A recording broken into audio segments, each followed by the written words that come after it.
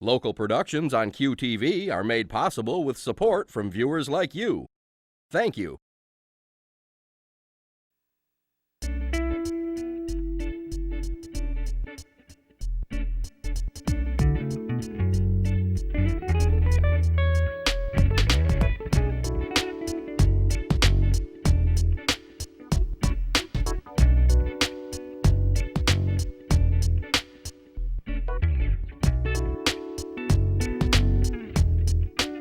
Hello everyone, I'm Junior Doan. Welcome to Uncommon Sense. Joining us today is Clarence Sevillian, President and Chief Executive Officer of McLaren Bay Region. So Clarence, I'm thrilled to have the opportunity to talk with you because health is such an important part of our lives. But what actually does a CEO do of a big system like yours? Well, thank you, Junior. It's a pleasure for me to be here as well. It depends on who you ask in terms of what my day-to-day responsibilities would be or overall, but I guess I liken it to be somewhat like a physician. And part of my responsibilities every single day is to kind of diagnose what our ailments are within our organization. And if you look at that and you say, how do you make the necessary improvements or understand exactly where you are day to day, it would be my goal or our goal, and I would say the majority of healthcare systems, of how do we become a best practice? And what does a best practice mean? You hear that in a lot of different ways, or you can hear people say it a lot differently, but my definition of looking at a best practice, there's three main responsibilities as a healthcare leader of what you would have to have, and that is, how do we provide the best quality of care possible to the patients that we care for and families. Patient safety, when you look at, how do you reduce infections or readmissions or falls into hospitals and all those sorts of things, it's obviously extremely important of how do you perfect that. And one thing that is sometimes lacking, we see it in a lot of other industries, where we're in healthcare, we're dealing with people on a day-to-day basis, and that's the customer service piece. How do we, it's oftentimes, like I say, you can see in a lot of other industries where they've either scripted or they get it and they understand the customer service portion of it overall, but we're in healthcare. We're dealing with people that have their own levels of anxiety, not knowing what to expect when they come to a hospital. We should be the leaders of what customer service brings, and that would be, I would say, my main goals. Obviously, to be able to do all those things, part of my day-to-day responsibilities is to be a good leader, to create that positive interaction, change, and where you get everyone on that same page to understanding that this is a top priority. This is where we're going. This is where we need their help to be able to drive everything that we do every single day. So that's, I would say, are the main responsibilities. Now, there's a lot of different things that fall underneath that. But that, at the end of the day, that's where the rubber meets the road, where we have to, in terms of what I have to do every single day. Do you find different personality types are better suited to healthcare or patient interaction? For example, I judge everything from when I step out of my car into the parking lot. Is it clean? Do people smile when I go in? Do they look attentive? Oh, no. Everything, because I think the medical experience starts way before you get in an examining room. However, some people I find really like to serve others and some do not. Can you teach that, or can you hire people more service-oriented, or how do you handle that? Well, that's an awesome question, and my true feeling is that you have to have it here. You have to have that servant attitude right from the get-go. I tell people every day, we certainly have to hire individuals into our organization that are competent, that they have the skill set to be able to do their job effectively. But we have to hire for those individuals that care. They want to give. They want to have that servant attitude. And you asked the question in terms of, is there a better individual suited for it? Yeah, the person that wants that cares, and they have it in their eyes when they see that patient, and they want to make a difference. That's the individual. Can you train that? I'd suggest to you probably not. Yeah. You can train education. You can train people to be better at what it is that they need to do for their skill set.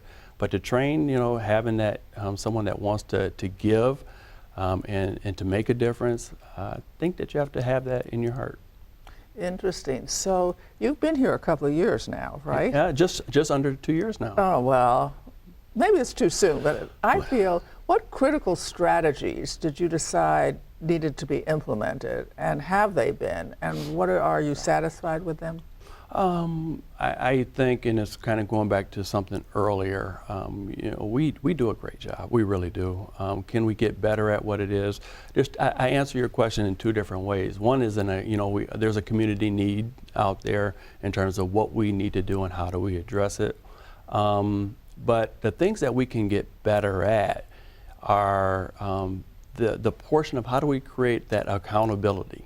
And oftentimes, we are trying to put out day-to-day fires. We're trying to deal with the situation at hand. Anytime that you're in a stressful environment as healthcare, those are types of things that get you caught up in your day-to-day functions, and you sometimes lose track of, that piece that makes it all that well-oiled machine where you don't have to think about it, but it's a natural part of what you do every day, and it's just reflex, like you said. And to hardwire that accountability, I think is where has been the bulk of my attention, is where it's been spent, is to try to get the accountability into every individual to deliver the message of quality, patient safety, and or customer service, and driving that. It's attention to detail. It's reflecting every single day of what it is that you're doing. How do you make that impact? And I always tell people every day, how do you create that wow factor? Oh, I love wow, that. yeah, Junior didn't have to do that, but she did. And it's noticeable. And so driving that accountability to me has been one of the things that I've tried to bring to McLaren Bay region. Do you try to teach anticipation, as in anticipating what the patient might need or might need to ask about? No, I mean, or be brought to the doctor's attention, or whatever the right words are, but they anticipate rather than respond. And respond exactly. is really important. You have to respond, and that's a part of, hopefully you're not responding to issues, right. But to anticipate and trying to be more proactive, absolutely, that's where the focus needs to be. And by doing so, if you make that a part of naturally what you do every single day, then you really don't have to think about it too much, because you're always proactive. You're up to speed with it. Exactly. And so, I would say that you don't necessarily always want to respond, although you have to, and that's a critical portion. But trying to anticipate is where I think the accountability comes in, where you ask folks that, this is what you need to do, and this is how you anticipate. I liken it back to, if you were a patient in the hospital, what would you expect? What would you want to see? And that's how you should be living, and that's what you just should be anticipating every day. What I was thinking about, so I was once talking to a friend who was bringing in a trainer. I said, didn't you just have this in the organization trained like 18 months ago? And they said, yes. I said, didn't they get it? And I said, you don't understand. People need a refresher course. What are the things that you have found successful to keep or aim to keep that givingness, that attentiveness, that reaction as close to 100%, which is of course elusive, as you can on a steady basis? Oh, wow. And again, I think that's where the key is. I mentioned to you earlier, we get caught up in our day-to-day things. We get too busy, and all these things kind of happen where you sometimes lose sight where you need to be re-energized. Yes. You need to be re-energized. I think we all do, and it's not because we all want to provide bad care, or it's not that we don't necessarily care. We just get lost sometimes where you need to be re-energized. And so tools that you can do to obviously to do that is you can bring in someone to kind of do that team building exercises or stressing the importance. But again, what it really boils down to is if you hardwire that into your overall culture, and you stress it in, whether it be what I like to say, some proactive things that you're doing with your staff development, you're getting together in your management meetings. Maybe it's newsletters. Maybe it's you can use all sorts of things to try to re-energize things. But that needs to be your focus. It Right. has to be out there. How often do you have to do that to keep people up? Monthly. You really have to do it monthly, and we do certain tactics, within our organization. We've brought in the Studer Group as an example. A Studer Group is, I don't know if you know much about them. No, I do not. But Studer Group is an organization that comes in and is our McLaren Excellence now. We don't want it to be just someone else coming in to making our initiatives, but they help you come in and understand the accountability piece. How do you, like say, are you proactive, hardwiring those things to change your culture? And so they come in and they help you. They provide coaches to you to make sure they're working with your management every single day. I take that. They're not here every single day, yes, but they give you the school set, and then they'll come back to validate it.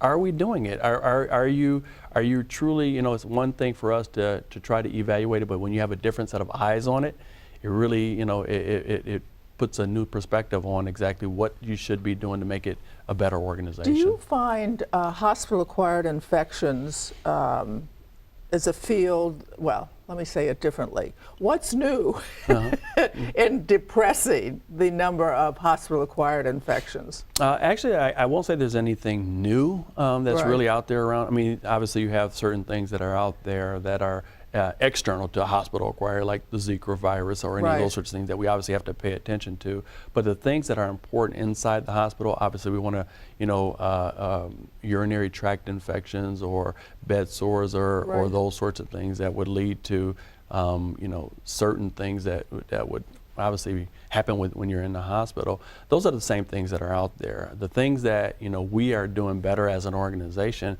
is how do you prevent it? Putting processes in place to make sure that those things don't happen. And one of the things that any healthcare leader is trying to do today is how do we standardize it?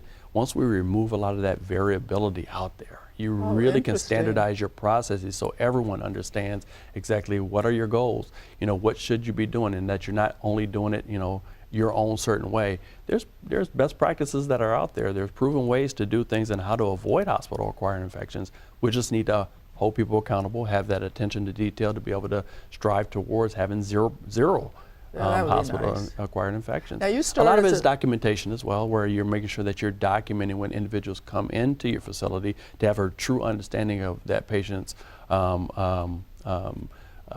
diagnosis when they first come through the door. That would be smart. It's critically important. Or the people with them. Absolutely, exactly. That's true. That is so true. You started as a physical therapist. I did. When you trained for that, what did they emphasize? Wow. For physical therapy, again, it kind of goes back to healthcare in general. One of the things that they wanted to make sure that I did prior to getting into my program is they wanted me to have a volunteer experience. Go somewhere to understand and to make sure this is what you want to do. And why did they do that? It's a good, I would suggest to make that recommendation to anyone, where any field you go into, to make sure that's what you want to do. Because when it boiled down to it, and it didn't hit me until later, is that I enjoy helping people. And I think that's going back to what I was mentioning to you earlier, is that they want to make sure that that's a part of what you feel prior to getting into, you can learn how to do, range of motion, or, getting individuals back to their ADLs or activities of daily living and those sorts of things. But they want to understand that you have that passion for wanting to help people. And that's kind of where I think that anyone that gets into the healthcare profession is where they want you to really focus in your energy. How did you learn self-discipline? Quite honestly, I'd say from home, my parents. And what did your parents teach? My parents came from education. My father was he was in Flint Beecher, was an athletic director, a principal at Beecher before going to Grand Blanc, where he became an assistant principal there. And my mom as well was in the Flint schools and was in education as well. So you look at, and then I went through sports as well, and I played sports in high school and was fortunate enough to play after high school as well. And when the self-discipline portion of that, I think a large piece of my parents making sure that I always followed through. When I was working towards something, I had that determination, and that they always supported it. And then when they got me to that point, and then I went off into playing sports, I think that's what really hit home for me in terms of being self-disciplined, because you had to be. Yeah, really. You had to. If you're going to, try to compete at a higher level, or you know that you had goals in your mind in terms of what you wanted to do, you had to get there, and you had to be focused on that. So I think the combination of what I've learned at home, and as well as, by playing and participating in sports, really allowed me to have that self-discipline, understand that, keep your eye on the prize, and that's where you would, at the end of the day, that's where, you'll be able to achieve it. Your parents sound wonderful. What else were they after you about? Well, they say it's not easy to raise boys, so I can't say about I don't know. this. I have 2 girls, and I might say I'd rather go with the boys, but no, I love my babies. I guess it goes back to values. What are my values, and I guess that's what they were after. And the first thing is, there's 3 things: honesty, love, and determination. I guess those are the 3 things that they've hit home with me the most. Obviously, honesty is extremely important, and as a part of, they say, we can deal with anything, but always be honest with what it is, because if you deviate from being honest, you'll never be true to yourself, and then that's where you kind of, you'll fall off the map, so to speak. And so they taught me that, and we were a strong family. We had a lot of love in the family itself, and understanding the importance. If you don't have that, what do you really have? That's the foundation. Yes. And so they really they installed that in me and made sure that that was something that I carried with me. And because what I saw and was demonstrated at home allowed me to not only carry that out, but also what I'd like to think I have with my family today. My immediate family today. What did you teach your girls? The same. It was the same. I mean, I didn't. The apple didn't fall far from the tree, and the same thing.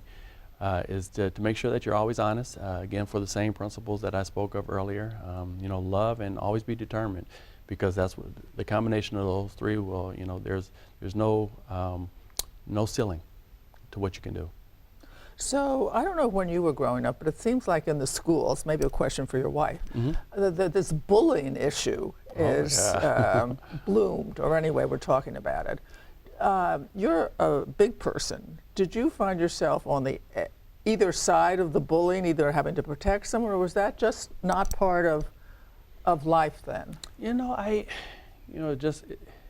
It's a difficult question, because I guess we were in a different point in time back then where we didn't really have our bullying wasn't an issue, I would say, back then. I mean, back then you got into a fight and you called it a day, and there were really not a lot of weapons and all those sorts of things. And there's a lot of different social influences today, whether it be social media or just the differences in lifestyles and those sorts of things, which are a little bit different.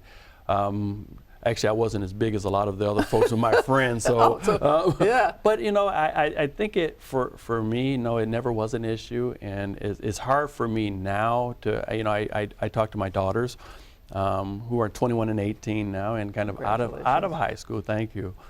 But they didn't experience it either. Did they see, did they see other peers of theirs kind of experience some of it? They did.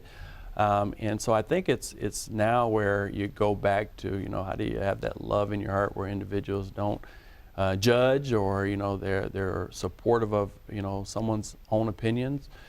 How do you get that message across to everyone in today's age? I don't know the answer to that, unfortunately. I have a suggestion. All right. And it's what my late husband taught me almost as soon as I moved to Michigan. We were driving down I-75, and some guy caught, literally no signal, he popped in front of me and slowed down.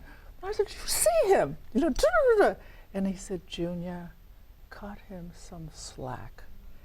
And ever after, when things like that happen, I get but I just say a little prayer, may this person get safely to where they want to go and be resolved. I think if we could all learn to cut people some slack, not every day we're 100%. That's right. No, that's an excellent point. But what does that do? I mean, who gets upset, or who does it bother the most if you let that influence you? It affects you. Yes. It affects you, and that's where if you just be true to yourself. Right. Understand. Cut people slack, or say take it easy. Take it that's easy. hard. That's hard to do, because especially if that's not how you're you're wired. Yeah, you've got some changes to make yourself, but a good, I guess, someone, my dad told me, just sort of what you said, not in the same words of cutting him some slack, but just be at peace with yourself, and that'll allow you let up, and that way it's duck feathers. Just let it roll off.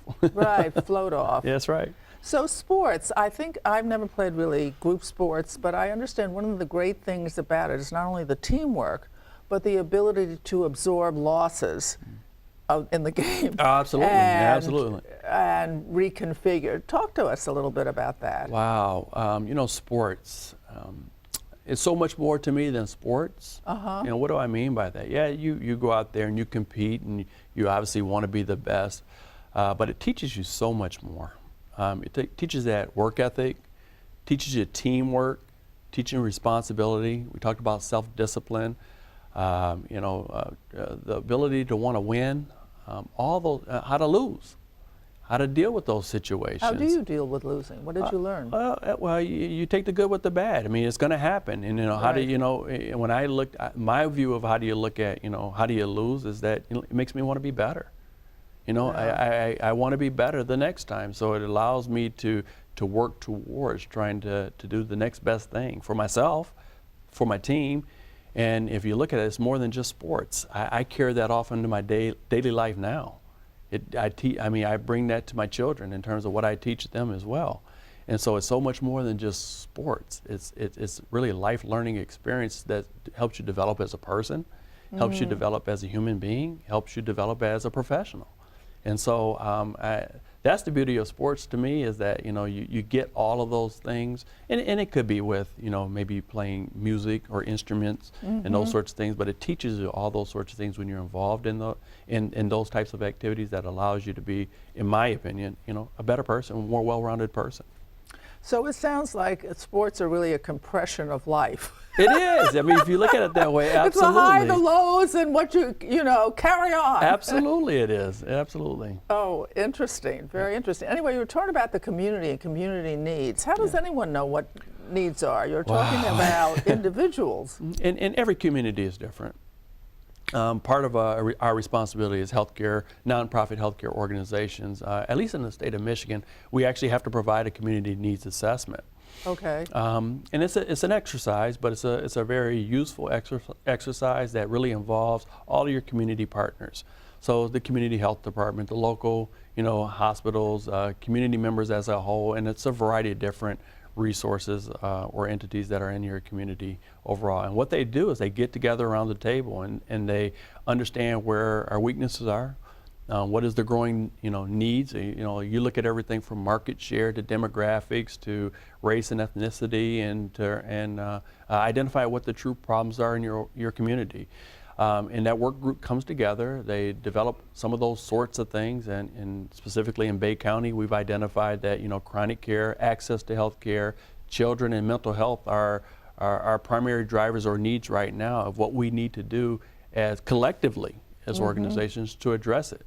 And so we put together an implementation plan strategy to address that, because that's been identified as something that Bay County needs to be a better organization, to be a better community for the people that are there. And that's coming straight from the people. That's coming straight from the sources. I read this article a while back that said for a child from a distressed life, they just had one person believed in they can make it. Doesn't have to be a parent.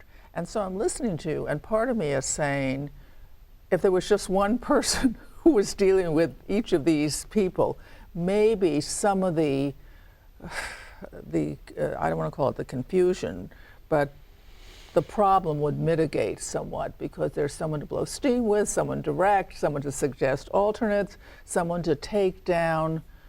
As I said before, I don't blame people for things, because if I don't blame them, it means I'm responsible, which means I have say, and I'm just one who likes say. Absolutely. And so that works for me, but not everybody.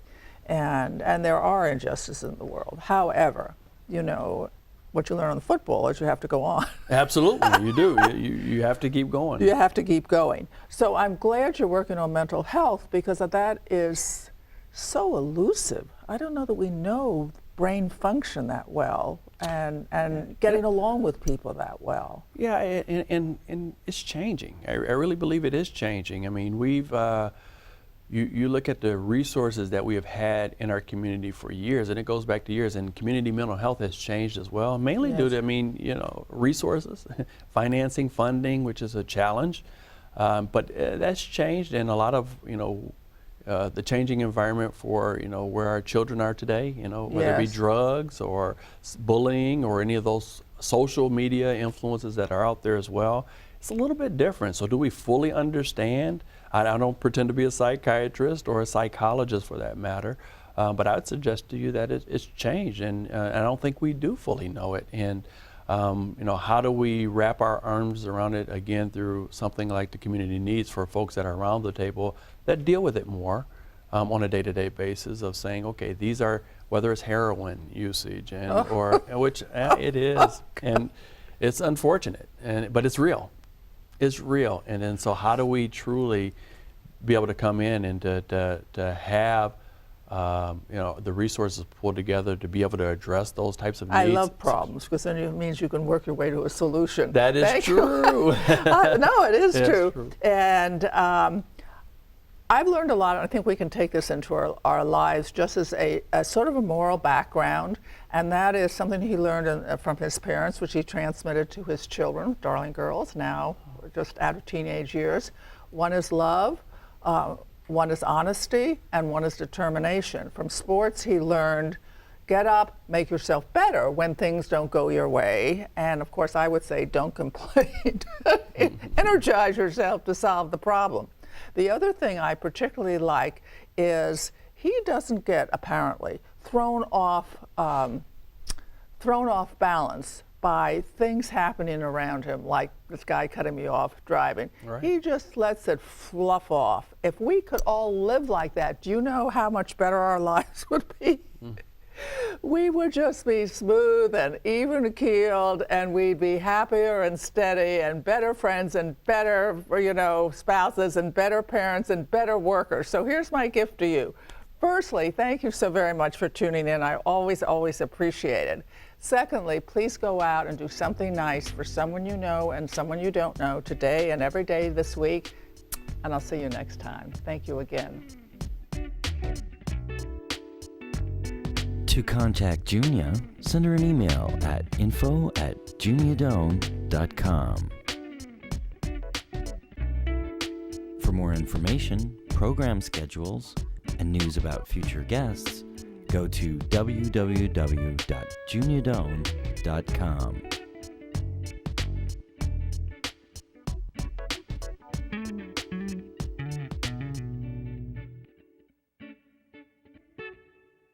Thanks for joining us. See you next time for Uncommon Sense with Junia Doan. Local productions on QTV are made possible with support from viewers like you. Thank you.